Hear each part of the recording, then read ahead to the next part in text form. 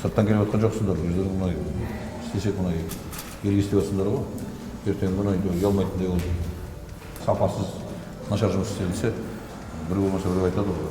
Бірінші сіздерге керек, біз қаражат бөліп жатырмыз, жағдай жасап жатырмыз. Қалған жағын мына өздеріңе байланысты.